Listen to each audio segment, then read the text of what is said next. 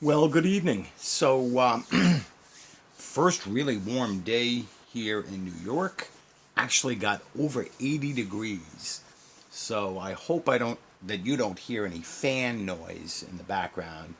But I filmed these in the attic of my house, and we don't have the air conditioning on yet. It doesn't make sense for one day, so I've got a little fan going a few feet away from me. So this evening we're going to take a look at my massive Siku collection. and yes, I'm being sarcastic. So I only have four Siku cars. The one that I bought off eBay a few months ago, this Mustang, and we'll open up that and check that out. I had done a video about some pre-birthday gifts that a friend of mine locally gave me, mostly larger scale cars, but there is this Siku Mercedes water cannon fire truck. And most Sikus have reclosable packages. This one does not, so I will not be opening this, but I will show you. And from what I can see, this was bought at Walt Disney in Florida. And my friend goes to Florida quite a bit. He originally grew up there, so maybe he got this on a trip down there, or maybe it was gifted to him. I'm not exactly sure. I didn't ask him. I don't really collect fire trucks. I think I only have two others in my collection. So this is just an example of a Siku. So you'll notice in the upper left corner there are color codes and numbers, which I will have to educate myself on another time. But there you go. This is a number 1034, and then in three different languages, German, English, and French. It says water cannon in English there. It's a Siku Super Series. The emergency number there, and fire wagon in German.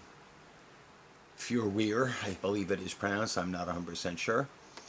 So that's nice, but I'm not going to open this one up tonight, but I will open the others. So this one I've had. I will open the fire truck. These two were gifts from my friend Joran over at Chasing Diecast Cars. So you'll notice that a lot of the cars that I'm showing this week from different brands.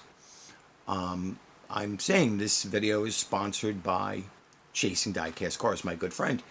I sent him some cars, and as a thank you, he sent me back way more cars than I expected of his generosity, and he knows that I'm trying to get different brands. So this was a really cool one. I mean, they're all cool, but look at this. This is a Weissman Roadster MF5. And so this is sort of like a neoclassic supercar roadster with BMW mechanicals. And that is a gold corner number 1320. I wonder if they know that that's 1320 is the quarter mile here in the United States, 1,320 feet. I wonder what this thing would do in the quarter mile on the drag strip. You can see this has probably appeared in one of Chasing Diecast Cars. He marks the price that it went for and what he bought it for on all of them. I have yet to see a legible, or I have yet to find copyright year on these, but that's okay. We don't really need to. So I can bend these little plastic bits back and get the card off the blister and pull this bad boy off. So let's take a look at this. White with a red grille, painted headlights. Looks like the company insignia there. These bright red wheels. Let's see. Now, I don't believe there's any opening features. No opening hood, no opening doors. The interior is all red plastic, but, I mean, a spoked steering wheel, some nice seats. You can see the convertible top boot. The dashboard is molded with some detail, and there is a shift lever there and something in front of that. And The taillights are not done, but there is a little insignia there that I'm assuming is the Weissman, and I guess that's the sunken third taillight. So not a lot of tampo work. Let's see what it says on the base here. So Siku gives you some information on the performance of the car. So let's take a look at this. So that is their company information there. So this car has 665 PS, 403 kilowatts. It will do 311 kilometers per hour, and it has a 4.39. So it has a BMW 4.4 liter V8, 310 kilometers is, I think, about 180 miles per hour, and 666 or 665 PS. So I think that comes out to about 600 horsepower. If you guys know better than me, I did not look it up. I'm just going on old episodes of like Top Gear and Fifth Gear and so forth. So this is a really nice car, and I wonder how many other brands do this in diecast. So I don't see a scale listed, but I'm going to assume that it is either 3-inch or... So I know that the color codes here have something to do with the scale, whether they're a 3-inch car or a 164. But like I said, and that's half the fun of this, is you get a cool car like this, and then you do the research on it, or at least that's my case. Normally I like to do the research before I do the video, but I didn't. Busy day, hot, and I wasn't sure I was going to make a video because of the heat up here. Actually, it's not too bad with the fan on. I hope it's not causing any issues for you. So now this one has a blue corner, number 1004. It is a Mercedes-Benz SLR McLaren, and of course I love these Mercedes. Let's see what information we can get off the card. For anybody that's interested, you can freeze and read. That is the usual legalese. And I have nothing to compare to the Weissman. Like I said, I'm not sure any other company does that in diecast, especially in the 3-inch or 164 scale. But let's take a look at this Mercedes. So this one has lensed headlights, a nice Mercedes badge, a beige interior, thankfully not just black so that you can actually see it through the windows. Lens tail lights, a very weak tampo for the Mercedes badge there, and the reflectors, or I guess those are the rear fog lights in red there. The dual exhaust outlets on each front fender, or below for each front fender, are gray plastic, which is not part of the interior, so that's a nice detail that they've added there. These wheels look nice. They're not chrome, they're just gray. They're a turbine wheel. I wouldn't know if they are authentic to this car. I do not think so. I think they're like a generic wheel, but they're nice and they look appropriate. I actually love this color green. You can see the metal flake on it. So let's take a look at the base. So again, Mercedes SLR McLaren.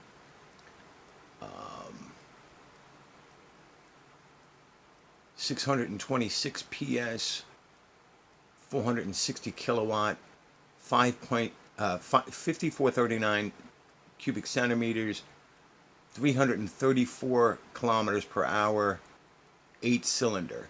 So this has a 5.4 liter V8, making about 600 horsepower, and it will do about 200 miles per hour, I think is the conversion there.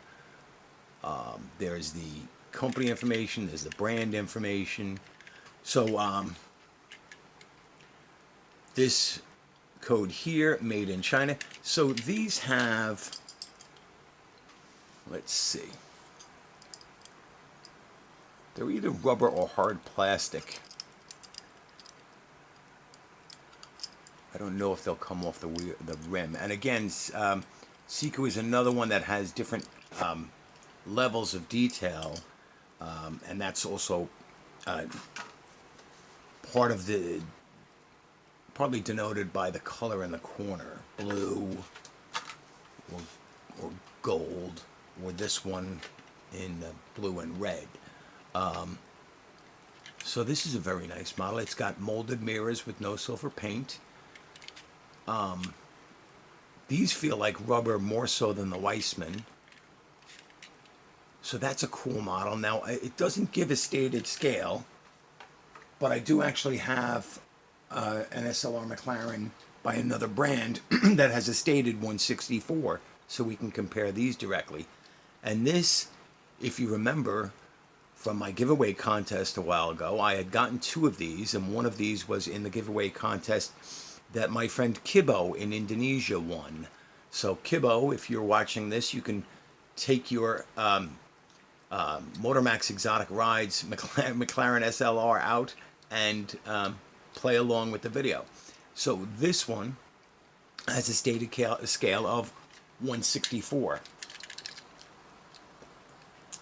So it would seem that Siku is more of a 3-inch brand in this case, not true 164, although I can't guarantee that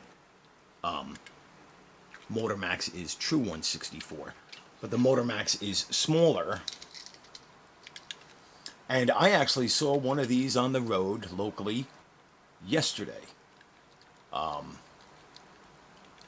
you can see that the Motormax is much smaller. I have a Welly Mercedes that should be similar size, but it's not exactly the same thing.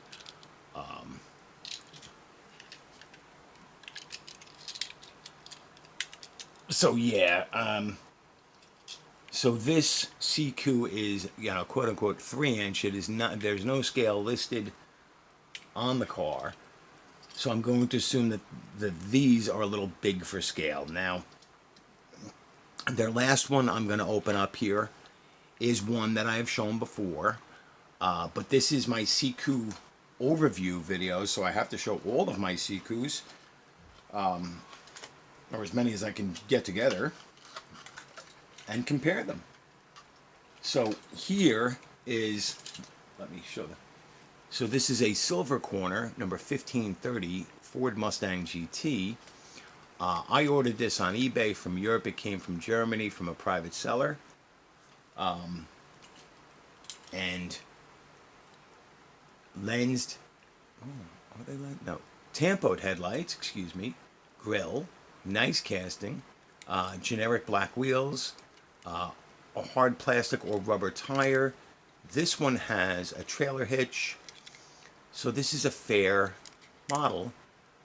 And let's see if we see a stated scale. So we don't see any stated scale, but you know me, I have other Mustangs to compare to that you've seen this week. This is the Burago, which had a scale listed of, or maybe this one didn't. Maybe I'm mistaken. So let's compare it real quick to the Burago. And it compares very well to the Burago, not just in size, but in features.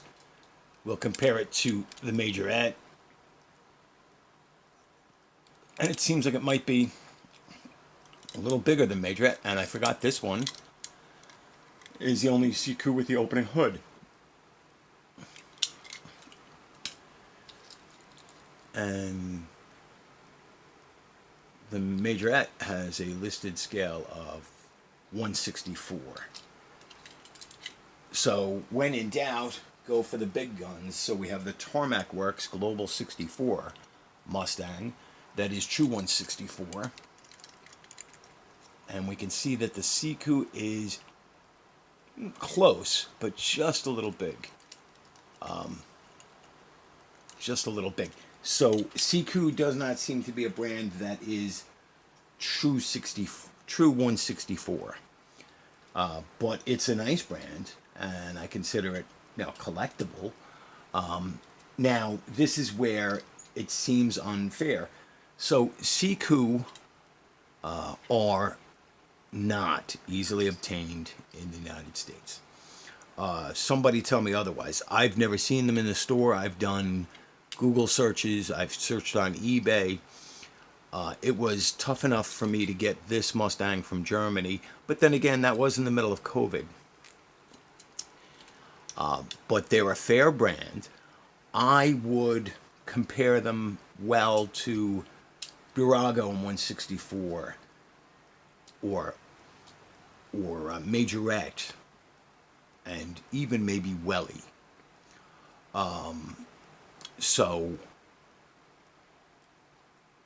they've got some nice cars. They've got some nice features, especially if you want European cars. If you do not watch Chasing Diecast Cars, you are missing out. He does quite a few reviews on brands and on models. So he just did 4 videos on the history, on the anniversary, of Porsche. 4 videos with at least 50 cars each video, from different brands. So he had Siku, Majorette, everything, Hot Wheels, Matchbox, versions of Porsches. It was a really fun video. So here's we get to the collectability. Again, this grade is for American perspective collectability. And this is going to get a low grade. This is actually going to get a D grade. They're nice cars. They're on par with Majorette and Burago. Burago is another one that's tough to get in the United States, or Canada or Nova Scotia. I would imagine these are the same. So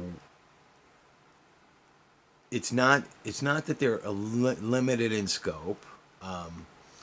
It's that obtainability. They're not easily accessible, and the price can be a little much. I mean, this was $15 shipped from Germany, and it's not a $15 car. It's not a $10 car. It's it's a $4 car, to put it in American terms. That's what it feels like to me. Like I said, if it was available like Majorette, I'd give it a higher grade. And Majorette is rising in availability, but it's still not there. So as much as I like these, and I love my friend for sending them, at this point, unless somebody corrects me, the grade for this brand is D. They're nice. From my point of view, I love having them because, as I've stated, I want to see about getting at least one example of as many brands as I can. Quite frankly, I think I'm up to 35 brands. Chasing Diecast Cars did a video, and he's got 64 or more brands, different brands of diecast. And I think the average collector would collect maybe 5 or 6 brands. In fact, if you're watching this far into the video, you don't have to list the brands, but just in the comments, how many different brands in 164 or 3-inch, how many different brands do you collect? Just out of curiosity. My reason for collecting originally was nostalgia for the cars that I loved. And then it became to learn more about diecast and to get representations of cars that mean something to me. I'm not a completionist. I don't need to have a ton of any given brand. There are some brands where I just have 1 or 2. I only have 1 in 064 at this point, and it's a brand I love. The details are great. I only have 1 Para 64 at this point. I only have 1 Tarmac Works. Eventually I will find more of those. I only have a handful of Mini GT and Welly. But I'm sorry, I'm rambling now. But So we're at the 20-minute mark here. Do you think my grade is fair? What are the availability in your area of Siku?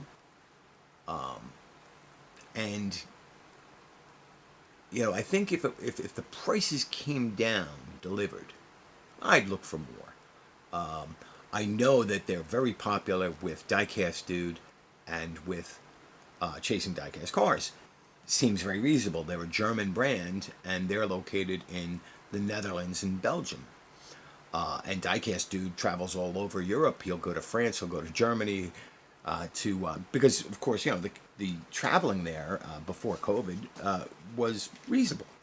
It's like me going to another state, as far as distance wise and expense, or at least that's how I would imagine it. It would be like me going from New York to Virginia or Ohio, a day's travel. So D it is. It's not that I don't love them. They're wonderful cars. It's just really availability and cost to get them in the United States. So thank you, my friend Joran. Thank you all for watching. Like, share, subscribe, comment down below. Let me know what you think. I've had a couple of people say they like me doing these different brand reviews. I have a few more coming up. So stay tuned. Thank you.